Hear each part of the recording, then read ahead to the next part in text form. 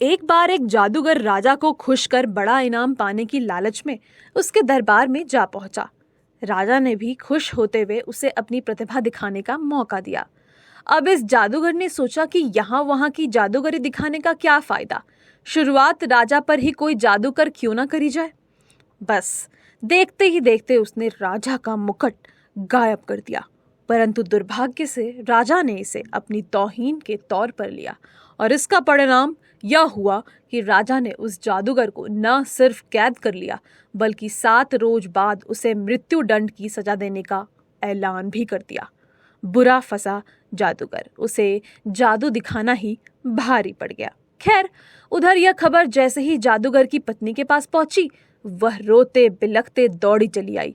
आश्चर्य यह कि जादूगर के चेहरे पर कोई शिकन नहीं थी। पत्नी को यह देखकर और भी झटका लगा।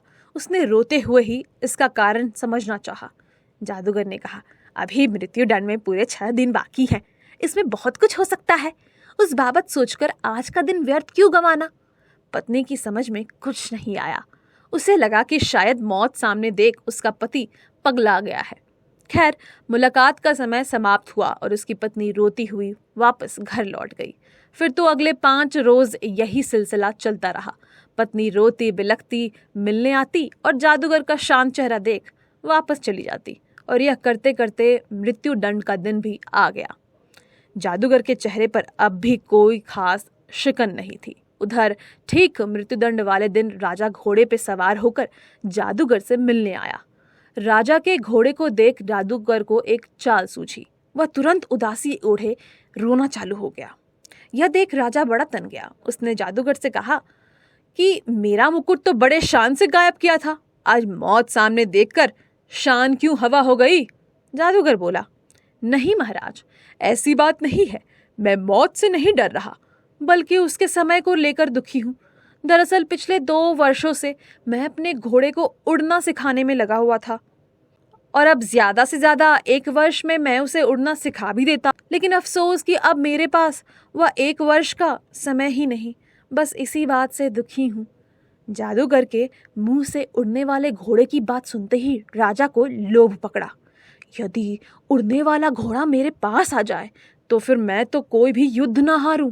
सो राजा ने अपना पासा फेंकते हुए कहा, यदि मैं तुम्हें 1 वर्ष दे दूं तो। राजा को अपनी बिछाई बिसात में फंसता देख मन ही मन जादूगर बड़ा खुश हुआ, परंतु चालाक पूरा था।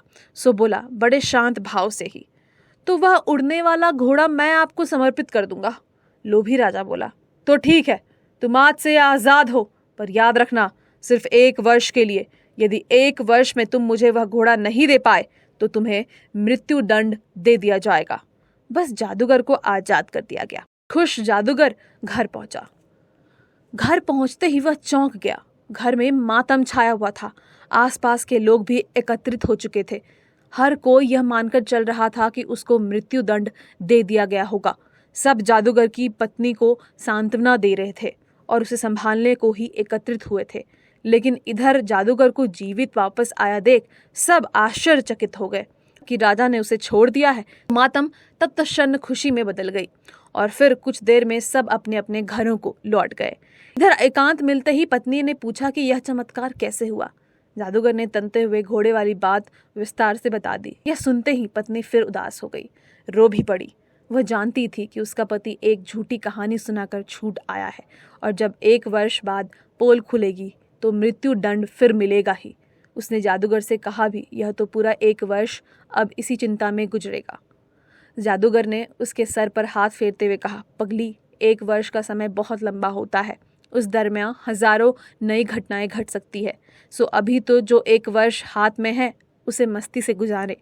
और ऐसा ही हुआ। 6 माह बाद राजा ही मर गया और उसके अगले 3 माह बाद उसका घोड़ा भी चल बसा। अब काहे का मृत्यु दंड।